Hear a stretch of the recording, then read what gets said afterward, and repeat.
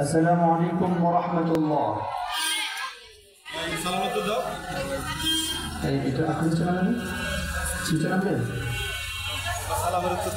আমি আবারও সালাম দিচ্ছি। যারা দূরে দাঁড়িয়ে আছেন একটু দ্রুত চলে আসেন, সময় অল্প, হবে না কোনো আলতু ফালতু গল্প। চমৎকার কিছু মেসেজ দিব, তারপর ইনশাল্লাহ আমার আলোচনার ইতি জানবো। আসসালামু আলাইকুম ওয়া রাহমাতুল্লাহ। সালাম দিয়া সুন্নাত, উত্তর নেওয়া ওয়াজিব। আলহামদুলিল্লাহ আলহামদুলিল্লাহি ওয়া কাফা ওয়া সালামুন আলা ইবাদিহি আল্লাযীনা ইসতাফা। أما بعد فأعوذ بالله من الشيطان الرجيم. بسم الله الرحمن الرحيم.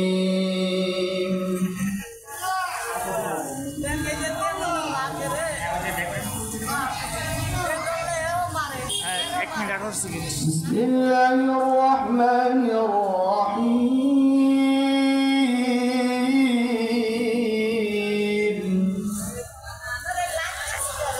الرحمن علم القرآن خلق الإنسان علمه البيان.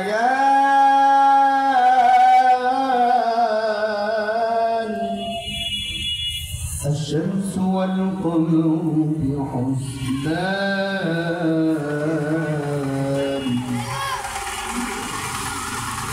فقد قال الله تعالى في شان حبيبه ومحبوبه مخبرا: إن الله وملائكته يصلون على النبي يا أيها الذين آمنوا صلوا عليه وسلموا تسليما.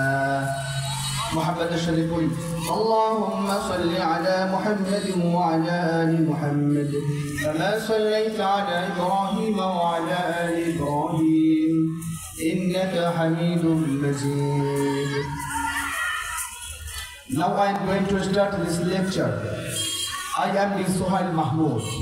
Inform you my cordial love and felicitation on behalf of Darus Sunnah Islamic Education Center. Thank you so much all everybody for present in this program. সুপ্রিয় শ্রোতা, দূর দূরান্ত থেকে যারা এসেছেন প্রত্যেককে জানাচ্ছি আয়োজকের পক্ষ থেকে আমি মুফতি সুহাইল মাহমুদ আন্তরিক শুভেচ্ছা অভিনন্দন। আল্লাহ সুবহানাহু ওয়া তাআলা এই দারুস সুন্নাহ হাফিজিয়া মাদ্রাসা এবং দারুস সুন্নাহ মহিলা মাদ্রাসার উদ্যোগে আয়োজিত এই চমৎকার প্রোগ্রামে আপনাকে আমাকে বসার মতো সুযোগ করে দিয়েছেন।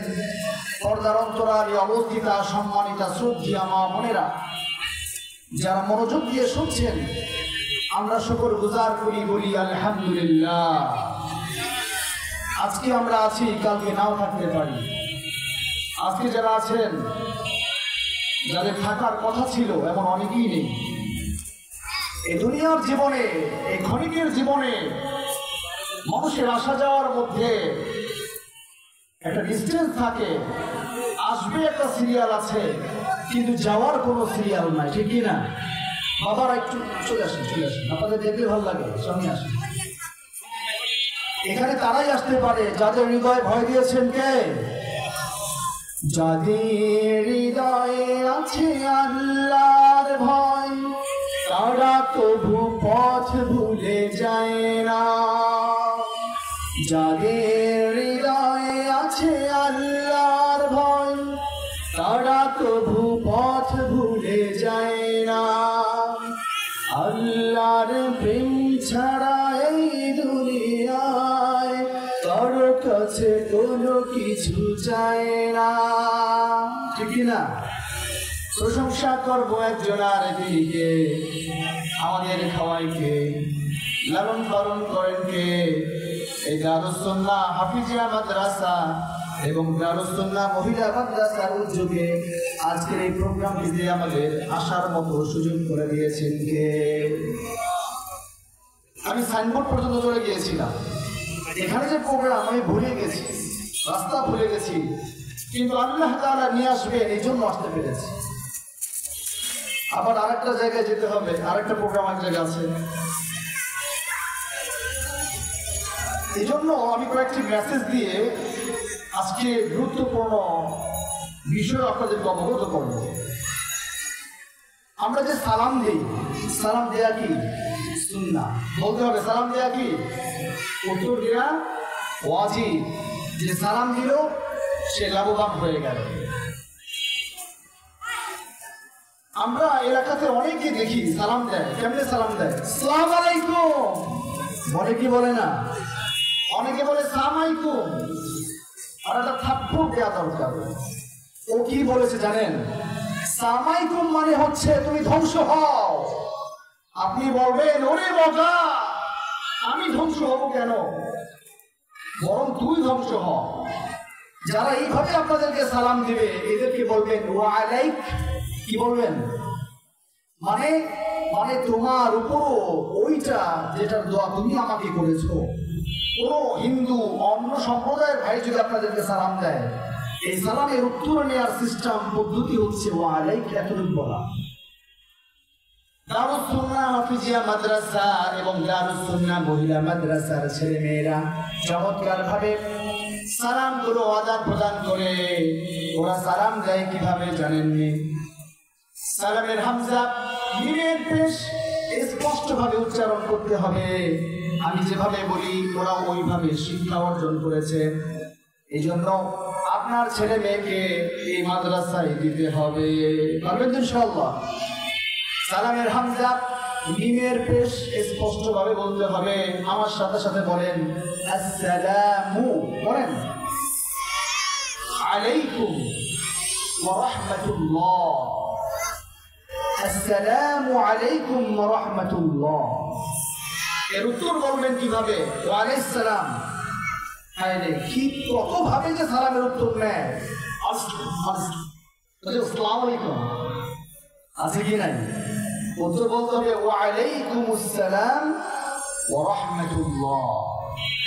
রাসূলের কারীমের শিক্ষা হলো তিনি দেখতেন না কে ছোট কে বড়, বরং নবীজির শিক্ষা হচ্ছে যাকে যে মুসলমানকে আগে দেখা যায় তাকেই সালাম দাও। গল্প বলি শোনো প্রিয় নবীজির, শ্রেষ্ঠ মানুষ যিনি গরিব দুঃখীর। সবাই বলেন গল্প বলি শোনো প্রিয় নবীজির, শ্রেষ্ঠ মানুষ যিনি গরিব দুঃখীর। ছোটদের দেখে তিনি সালাম দিতেন আগে ভালোবেসে। চোখ দুটো ছিল তার শান্তির নীর, পরম ঠিকানা যেন গরিব দুঃখীর। আল্লাহু আকবার, লিল্লাহি তাকবীর, নারায়ে তাকবীর। আল কোরআনের আলো, আল হাদিসের আলো। আজকে অনেক বড় বড় উলামায়ে কেরাম আসবেন। অন্যান্য জায়গাতে আলহামদুলিল্লাহ অনেক জায়গাতে প্রধান আলোচক থাকি। আজকে আপনাদের এখানে আমার বন্ধুবর মাওলানা আবু হানিফ সাহেব অক্লান্ত পরিশ্রম করে মাদ্রাসাগুলোকে উঠাচ্ছেন। তার ডাকে সাড়া দিয়ে আমি আজকে আসতে বাধ্য হয়েছি। আজকে কয়েকটা প্রোগ্রাম ছিল, অতএব আমি যেহেতু এসেছি আপনারা যে ঘোরাঘুরি করছেন কি লাভ? কি লাভ বলেন? এখন যদি মমতাজ আপাকে আনা হইতো আর যদি দেওয়া হইতো ফাইটটা যায়, কি ফাইটটা যায় বললাম না, তখন দেখা যায় যে একদম আবার যার উচ্চারণ ভঙ্গি খারাপ, ঠিক মতো কথা বলতে পারে না, এমন কিছু হিরো লোককে দেখা যায় না? কোন হিরো বললাম না, ইসলামিক দৃষ্টিকোণ থেকে সে জিরো। এই লোকটাও যদি এখানে উঠানো হয় লোকে লোকারণ্য হয়ে যাবে। কারণ আল্লাহ তাআলা যাদের অন্তরে ভয় দিয়েছে তারাই এখানে আসে, যাদের অন্তরে ভয় নাই তারাই ওইখানে যায়। এই কিনা বলেন? এজন্য কোরআনের শিক্ষা যেখানে হয়, কোরআন যেখানে পড়ানো হয় সেখানে আপনি যান, আপনার ছেলে মেয়েকে পাঠান, সফলতা দিবেন কে? করবেন কোরআন, বাড়িয়ে দিবেন সম্মান। বিশ্ব নবী মুহাম্মদুর রাসূলুল্লাহ সাল্লাল্লাহু আলাইহি ওয়াসাল্লাম তিনি ইসলামের দাওয়াত যখন দিচ্ছেন, ওমর রাদিয়াল্লাহু তাআলা আনহু তখন কাফের। কিছু নাস্তিক মুরতাদ সব সময় দেখবেন কোরআনের বিপক্ষে আওয়াজ দেয়, কোরআনের পক্ষের মানুষ থাকে না। ওই সময় সিদ্ধান্ত হলো যে মুহাম্মদ যেভাবে ইসলামের দাওয়াত দিচ্ছে, এক আল্লাহর কথা বলছে, এই যে সোনামণি, এই সোনামণি, ওই জায়গার সোনা, এদিকে খেয়াল করো, যে রমণী নাই, এদিকে তাকাও, এদিকে তাকাও। মুহাম্মদুর রাসূলুল্লাহ সাল্লাল্লাহু আলাইহি ওয়াসাল্লামকে হত্যা করার জন্য পরামর্শ রাখলো, সভা সংসদ ডেকেছে। সংসদের মধ্যে সিদ্ধান্ত হলো মুহাম্মদ যেমনি ভাবে আমাদের লাত উজ্জা মূর্তির বিরুদ্ধে কথা বলে, সে যদি এইভাবে চলে বেশি দিন আমরা টিকে থাকতে পারবো না। অতএব কি করতে হবে? মুহাম্মদকে দুনিয়া থেকে শেষ করতে হবে। কে তৈরি আছো বলো? ওমর দাঁড়িয়ে গেলেন। ওমর বললেন, আমি আছি, মুহাম্মাদের গর্দান আমি উড়িয়ে দিব। বলেন নাউযুবিল্লাহ, বলেন না নাউযুবিল্লাহ। এমন ভাবে বলেন মনে হয় যে দুপুরের খাবার খান নাই, ভাত খেয়েছেন। জোরে আওয়াজ দিয়ে বলেন নাউযুবিল্লাহ। হ্যাঁ, নবীজি মসজিদের মধ্যে নামাজরত, ওমর ঘুরে ঘুরে খুঁজে বেড়াচ্ছে মুহাম্মদ কোথায় আছে।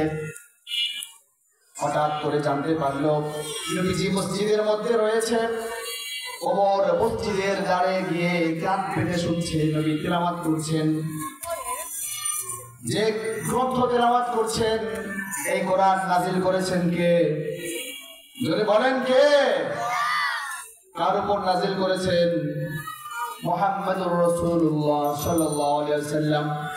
তেলাওয়াত করছেন স্বয়ং সেই মহামানব যার উপর কোরআন নাজিল হয়েছে। এবার তেলাওয়াত করছেন চমৎকার সুললিত কণ্ঠে। ওমর মনোযোগ দিয়ে শুনছে আর ভাবছে, যেহেতু তাকে মেরেই ফেলবো, নামাজটা শেষ হোক তারপরে মারবো। ওমর মসজিদের বাহিরে দাঁড়িয়ে থেকে ভাবছে যে এত চমৎকার তেলাওয়াত, এত সুন্দর তেলাওয়াত, কত সুন্দর ছন্দের মিল রয়েছে। আর রহমান আল্লামাল কুরআন, মান কুরআন, খলাকাল ইনসান আল্লামাহুল বায়ান। মিল আছে কি নাই? কত সুন্দর ছন্দ মিল। ওমর চিন্তা করলো, এত সুন্দর ছন্দ মিল, এটা মনে হয় কোন কবির কবিতা মুহাম্মদ নামাজের মধ্যে তেলাওয়াত করছে। আপনাদের কাছে প্রশ্ন, এটা কি কোনো কবির কবিতা? এটা কার বাণী? আছে অসভ্যদের চলে যাবে।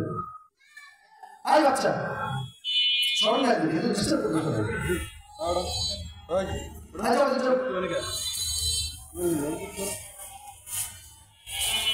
ওমর বলেন, এটা মনে হয় কোন কবির কবিতা পড়ছে।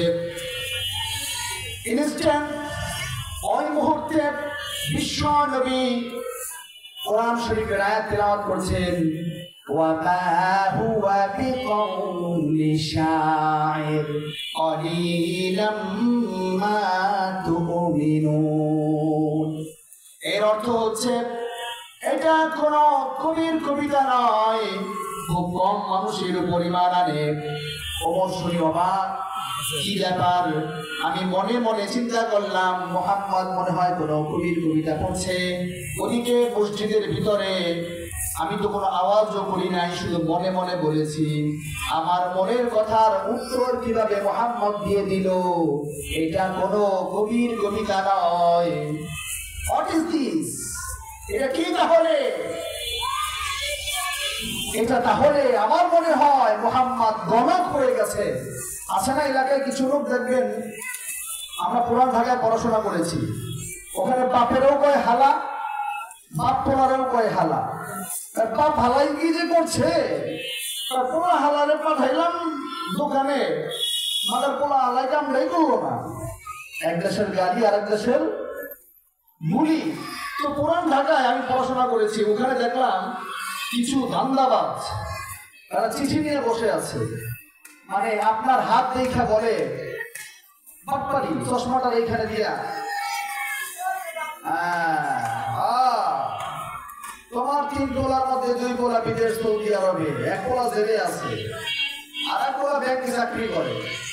এখন অসহায় বা অবুঝ মা বোনেরা এবং কিছু পুরুষরা অবাক হয়ে যায়, ওরে বাবা, তো সেই লেভেলের লোক আমার বাবা কি করে, পোলা কি করে সব বইলা দেয়। এই খবর শুনা তারে একদম নবীর দরজায়, রাসূলের দরজায়, আল্লাহর দরজায় নিয়ে যায়। আল্লাহ যেমন গায়েব জানে ওরকম গায়েব জানে, বলেন নাউযুবিল্লাহ। কোন গণকের কথা মানা বিশ্বাস করা আপনার ঈমান চলে যাবে। আগের দিনে এরকম হতো।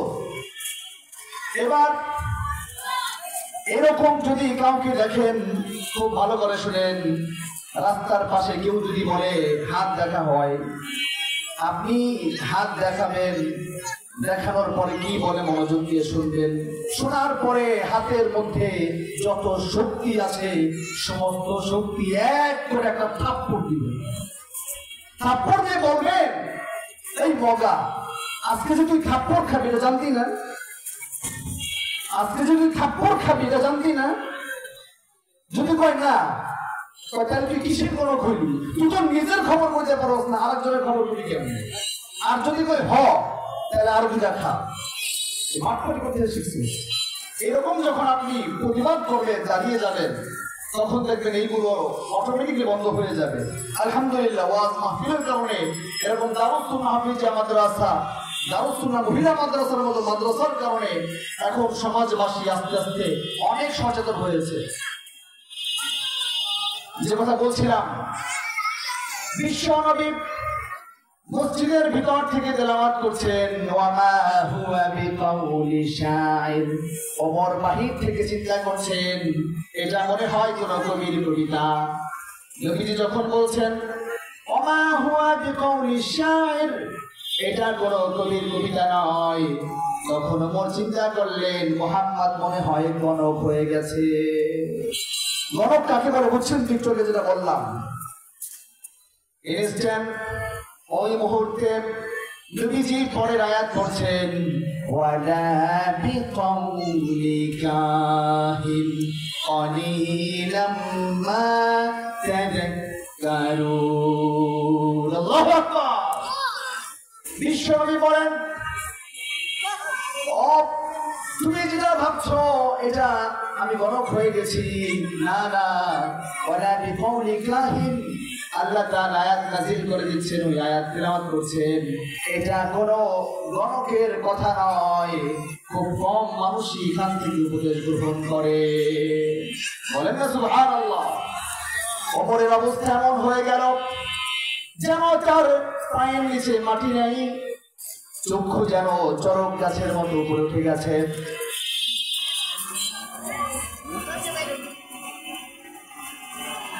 এই অবস্থায় যখন ওমর চিন্তা করছে মসজিদের বাহির থেকে, হাই হাই, মুহাম্মাদের কি আজিশান কেরামতি কিছুই বুঝলাম না।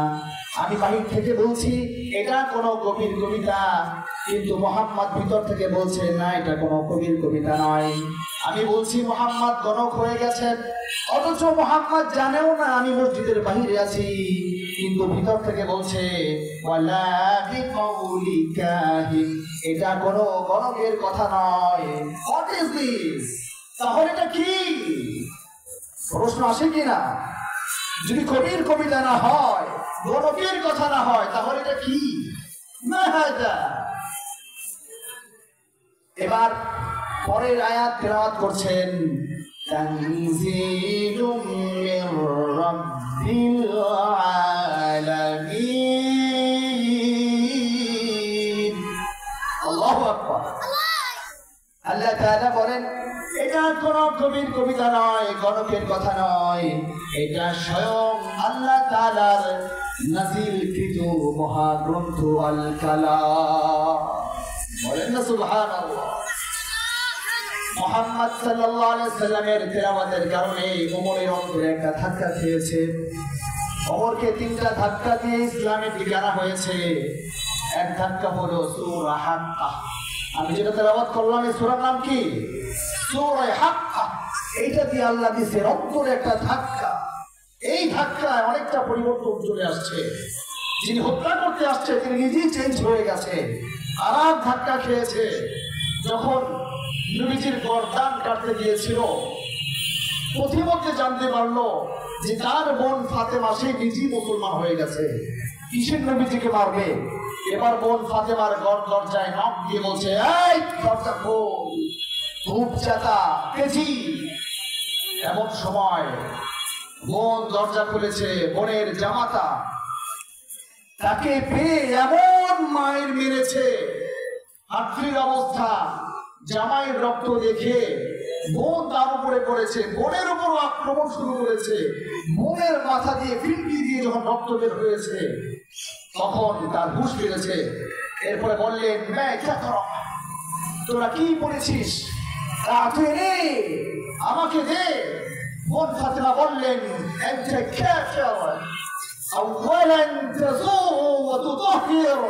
তুমি প্রথম ওযু করো, ablution first time, next time catch your Quran। তুমি প্রথমে ওযু করো, পবিত্র হও, এরপরে কোরআন ধরো। এরপরে কোরআন ধরেছে, পড়তে শুরু করেছে। কাহা মা আনজালনা আলাইকাল কুরআনা লিতাশকা।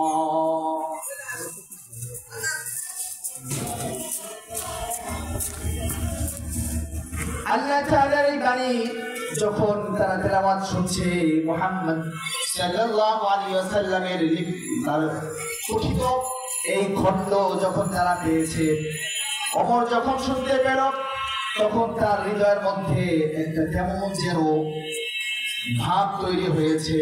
কেমন গ্রন্থ, একটা জাদু যেন তার উপর ফিল করেছে, আসর করেছে, প্রভাব ফেলেছে। ওমর বলেন, আমাকে নিয়ে যাও।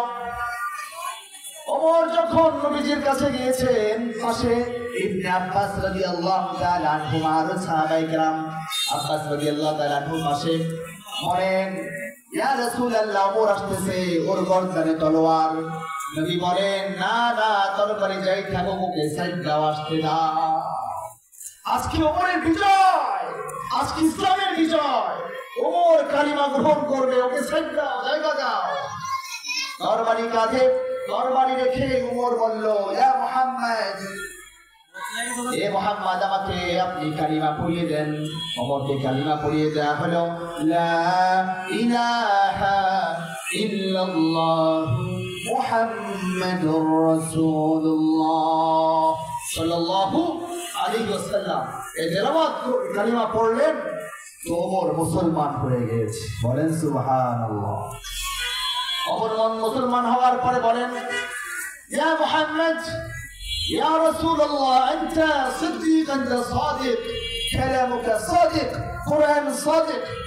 এই কোরআন সত্য, আপনার ইসলাম সত্য। যদি তাই হয়ে থাকে, আমরা চলেন কাবার প্রান্তে সবার সামনে দাঁড়িয়ে কালিমা পড়বো, নামাজ পড়বো। বলেন না সুবহানাল্লাহ। ওমর মুসলমান হওয়ার পরে মুসলমানের শক্তি এত বেড়েছে যে তারা এখন প্রকাশ্যে কালিমা পড়ছে, কাবার প্রান্তরে দাঁড়িয়ে ঘোষণা দিয়েছে, কি আছিস যার মায়ের বুককে খালি করতে চাও? কি আছো যার বিবিকে বিধবা করতে চাও? আসো আমার সামনে, আমার পথ রোধ করো। কারো বাপের বুকের বাড়া থাকলে আসো, আমাকে রোধ করে দেখাও। কারো সেদিন সাহস ছিল না।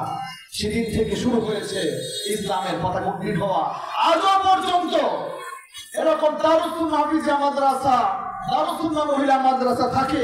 আর আপনারা যদি দেন তাহলে ইনশাআল্লাহ আগামীর প্রজন্ম যখন তারা ডাক্তার, ইঞ্জিনিয়ার হবে, রাস্তাঘাট নির্মাণ করার ক্ষেত্রে রডের পরিবর্তে বাঁশ দিবে না, ঠিক কিনা বলে? মন্ত্রী হয়ে গম চুরি করবে না, রাষ্ট্রপ্রধান হয়ে মানুষের এতিমের মাল সম্পদ লুট করবে না, ঠিক কিনা বলে?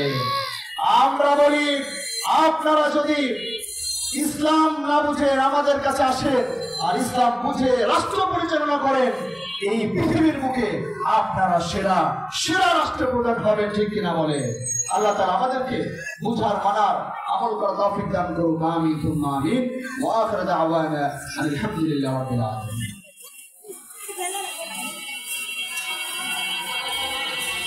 মাশাআল্লাহ, বারাকাল্লাহু ফি হায়াতি।